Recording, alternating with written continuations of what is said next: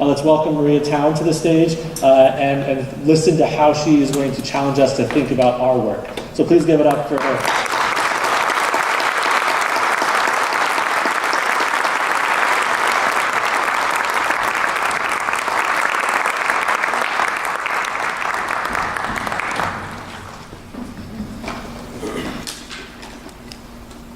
Good morning, everybody.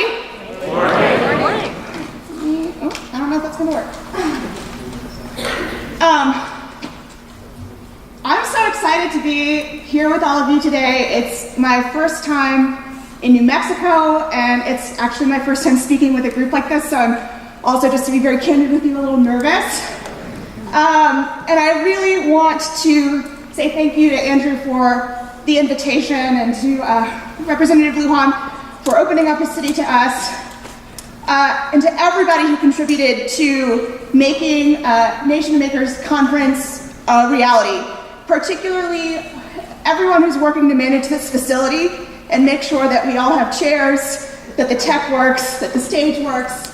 I've learned, for me, every speaking engagement is a little bit of an adventure.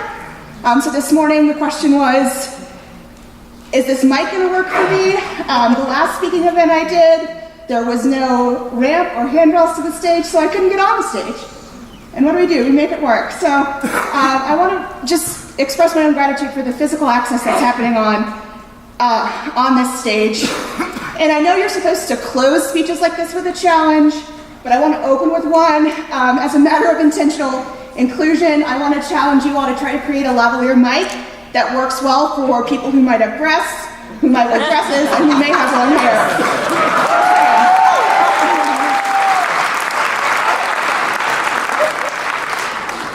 All right, so while your wheels are turning on that, let me introduce myself. My name is Maria Town, and I'm not a maker. I identify as a lot of things. I identify as a disability advocate. I identify as a wobbly person. I identify as a feminist, as a policy wonk, as a lover of chips and salsa, but I do not identify as a maker. Why is that? Making has had an indelible impact on my life in a variety of ways, even right now. I'm not great with clasps, with jewelry. They don't work well with my dexterity, and I'm not a very delicate person, so I break clasps all the time. My jewelry box would be more accurately described as a broken jewelry box. So what's the solution? It's not to get the jewelry fixed with the same clasps that don't work. That'd be throwing money away. The answer for me is rubber bands. I can tie a rubber band to each end of the necklace, and I don't have to deal with clasps. And that rubber band has gone from being a rubber band to being a customizable, stretchy, accessible clasp. And if it breaks, I just tie on a new rubber band. With this, I'm using materials that I can easily access. I'm not spending a lot of money, time, or labor to create this simple solution. And this may seem inconsequential, but as Andrew mentioned, I'm from Houston. I grew up in Louisiana, and what kind of Southern woman would I be if I did not have pearls to clutch? In all seriousness, though, there's more to it than that. This kind of clasp arrangement allows me to access my personal style, and it also allows me to engage in a kind of style that communicates my professionalism, my role, and for a person with an apparent disability like me, someone whose authority, competency, and agency are questioned at the drop of a hat, that kind of visual communication is so important. So, this is an everyday experience in my life. Why don't I identify as a maker? Let me tell you some stories. The stretchy jewelry clasp is representative of a lot of making that happens in my life. And one of my earliest memories is this. I'm a flower girl in a friend's wedding, and there's a lot going on in this picture, not the least of which is the epic amount of hairspray that is holding my hair and the room bearer's hair upright. Thank you, 1992. With this, you're witnessing the very first moment I walked independently. Without a walker, without braces. Shoes have always been a struggle for me, and standard flats have never stayed on my feet. So for my big flower girl duties, my mom took some flax and sewed on ribbons in a way that they would tie around my foot and up my leg so that the shoes stayed on all night. And they did. And when I think about this moment today, I'm filled with mixed emotions. On that day, and you can kind of tell by the look on his face, the ring bearer wanted nothing to do with me, right? He's a 4.5-year-old boy. I've got cooties, right? Get me away from him. But today, he is one of my closest friends, and this photo is essentially our origin story, our friendship origin story. And so I look at it, and I'm filled with joy, and I'm filled with love, but I'm also really frustrated. You might think that I was the one who wanted to walk down the aisle with without my walker, that I might be embarrassed for all those people to be looking at me with that equipment and my braces, that I may have wanted so badly to walk on my own. I didn't, right? They actually had to make a deal with me. To this day, I remember my mother saying, "Maria, if you walk down the aisle and wear these shoes, I will have your walker waiting for you in the front pew with me, and you can run down the aisle at the end of the wedding." And that is exactly what I did, right? So, in reality, would it have been so bad for me to be a flower girl with a walker? Could I not have rocked some awesome Chuck Taylors and braces, right? Of course. And so my first memory of making is something that was done to fulfill an able-bodied person's idea of what a flower girl should look like. They didn't want the walker or the braces in the photos. But ultimately, those shoes were shoes that I didn't want or need. Like I mentioned, a lot's happening in this picture. In this picture, you're witnessing my first moment walking independently, my first memory of making that was done so I could pass as non-disabled. And it's a behavior that I am still having to unlearn and unmake to this day. Right now, there are inventors who are making social skill robots for autistic people so that they can get more jobs more easily. The problem that inventors have identified is a big one. Employment of disabled people and autistic people is much lower than it should be, and our workforce is missing out on a lot of talent. But if you watch or read content related to these robots, the designers themselves say, and I quote, "It's not that people with autism can't do the work, it's the workplace politics, especially being able to understand what people really mean, rather than simply what they say." Can we all agree that workplace politics are the worst? The Me Too movement is just one of many forms of advocacy happening right now that show just how toxic and terrible workplace politics can be. Instead of making robots that encourage autistic people to pass as neurotypical, how about we hire more autistic people? Instead of making robots that try to get people with autism to assimilate into neurotypical workplaces, how about we create workplaces that celebrate neurodiversity so that when autistic people are hired, they have a shot at being successful? How about we start by saying what we mean and work to address ableism, racism, sexism, misogyny, homophobia, and transphobia in the workplace?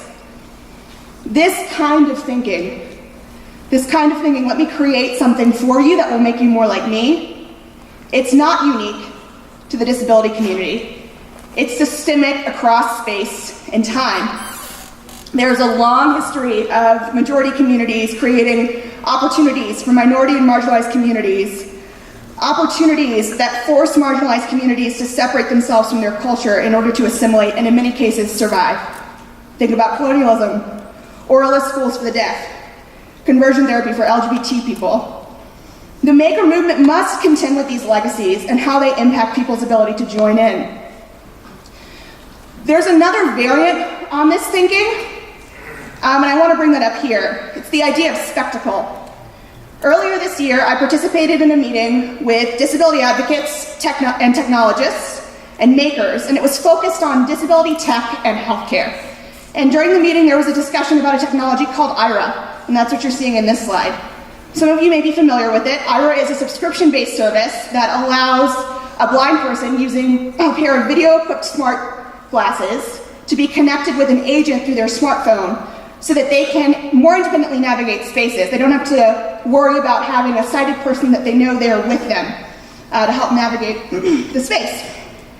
And so as we were talking about Ira, someone in the room said, yeah, and it makes it easier to check and post pictures on Facebook, right? And immediately the room went, wow, cool, right? And there's this whole discussion about Ira and Facebook.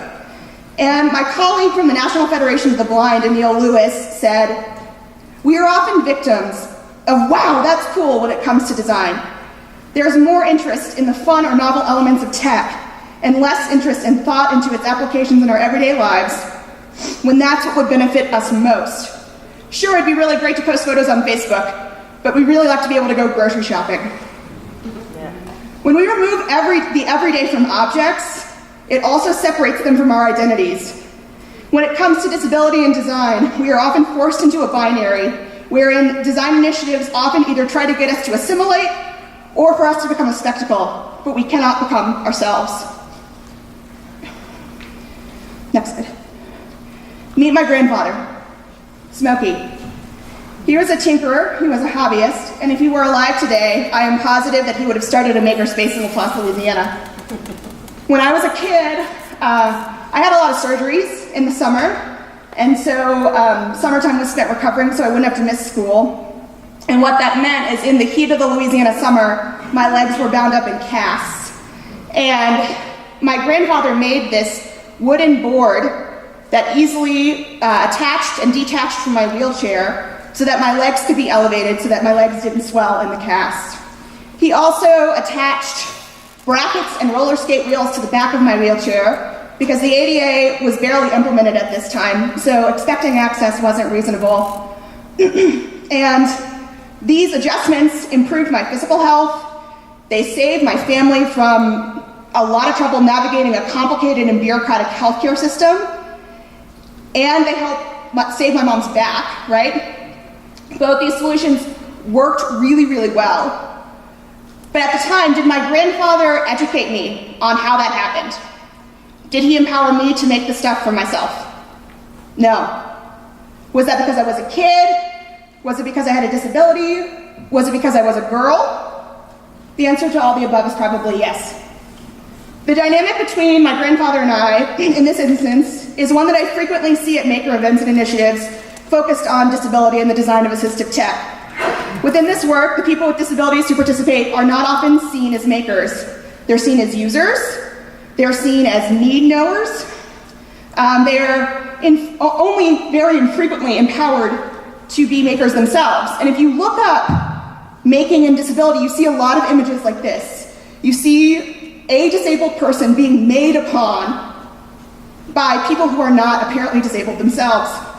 And I use this image intentionally.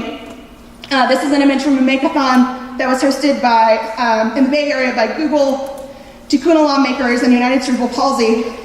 And I actually think this making event was very effective despite my critique.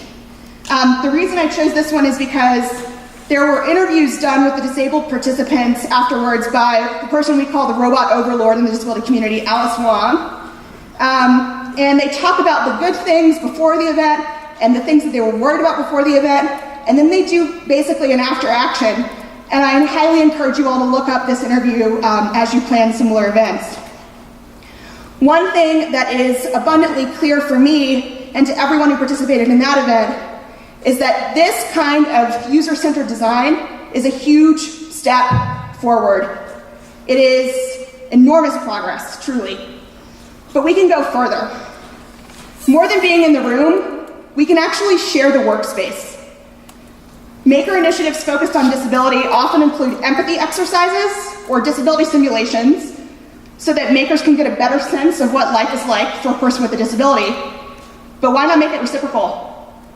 Why not let the person with a disability get a sense of what life is like for a maker? So what does sharing the workspace look like? One is physical accessibility of space and tools. Can people get to the space? Can they get into the space?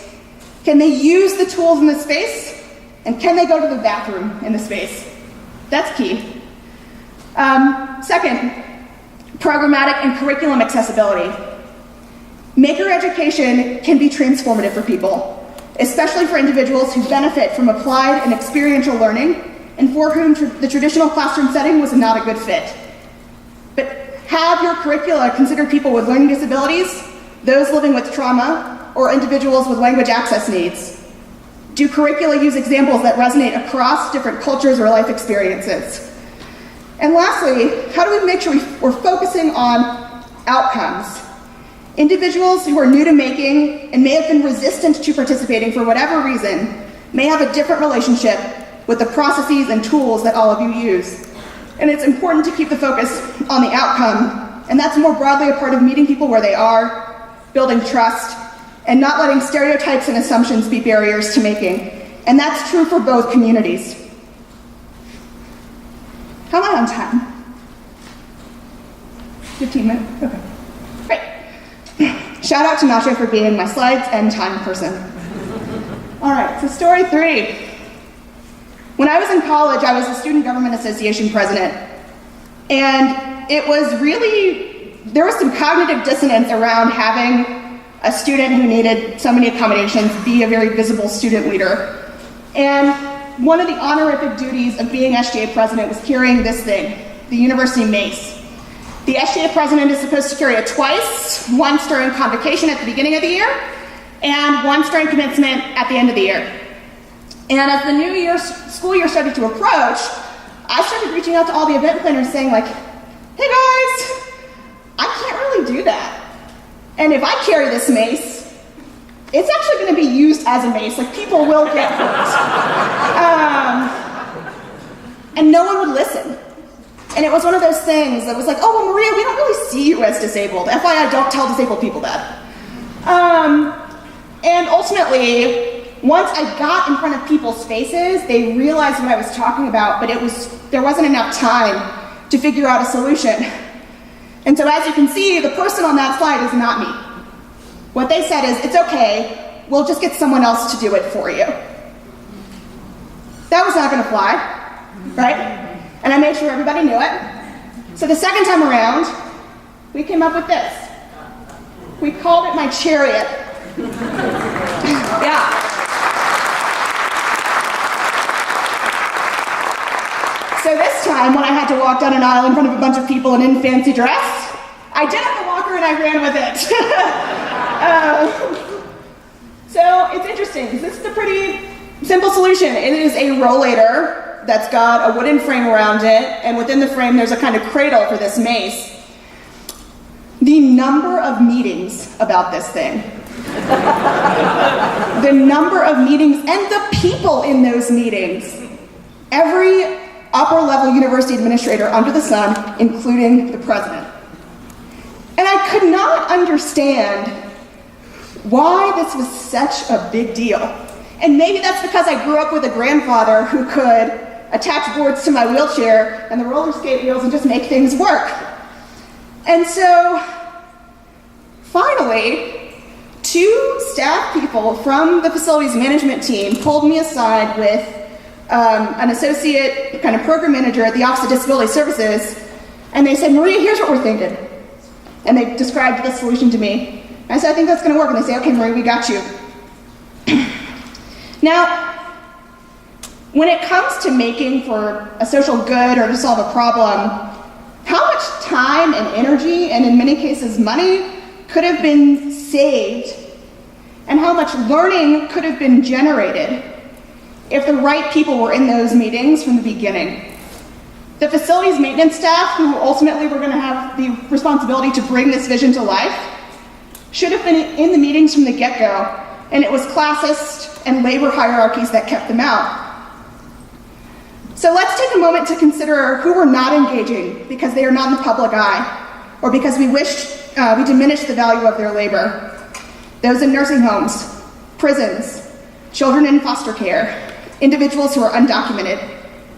Critical maker and scholar Amy Hamright writes, because the material impacts of racism, ageism, and ableism are forms of structural violence embedded in the construction of the built environment, accessible design and inclusive making are imperatives in the struggle for accessible restrooms, housing, neighborhoods, as well as access to citizenship, rights, and belonging. Belonging. After these stories, you can see why I might not be so keen to identify as a maker. Why I really have to contend with it. But honestly, I need to unmake some of these negative associations because I need the maker movement, and the maker movement needs more people like me.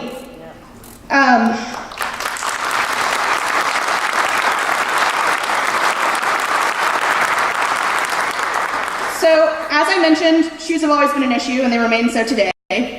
I used to have a blog called CP Shoes where I literally chronicled the destruction of my shoes.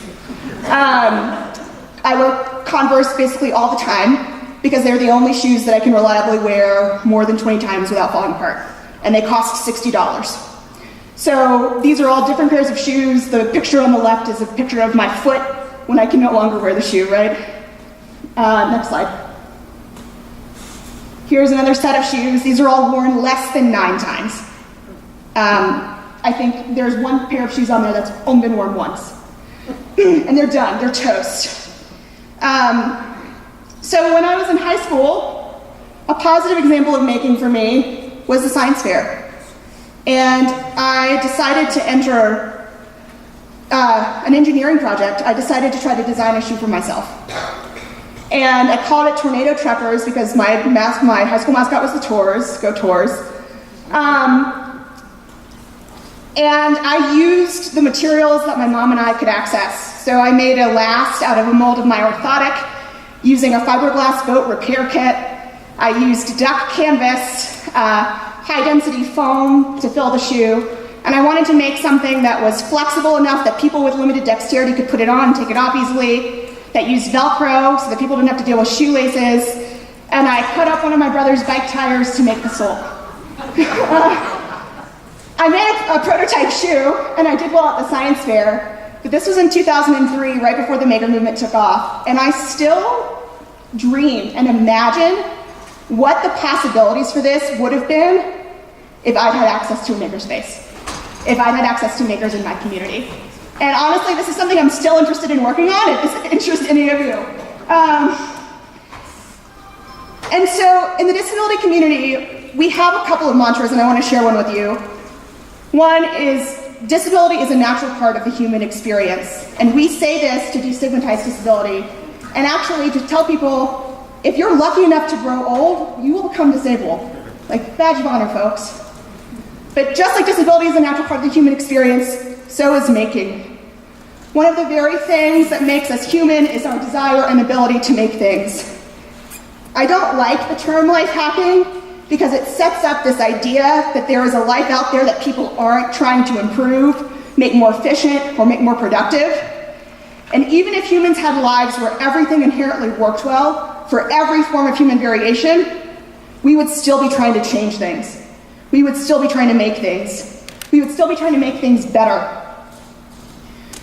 Making is a part of the human experience. Making is liberatory. It gives people, it gives individuals and communities the skills and tools they need to live the lives they want and have greater agency in the world around them. You all help make that possible. Sometimes physical, attitudinal, social, and programmatic barriers prevent this vision from being achieved, though. So how do we make sure that intentional inclusion exists across the maker movement? I want to offer up 3 suggestions, and I'm sure you all would have a ton to add to this. 3, create opportunities for meaningful engagement. Share the workspace.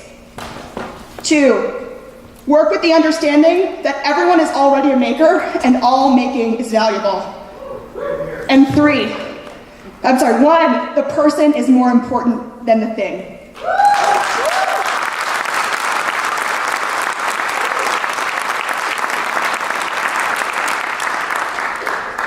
So, thank you all for letting me be with you this morning. You already make me want to identify as a maker. And seriously, if anyone is interested in designing better lavalier mics or shoes, I'm your girl. Thank you.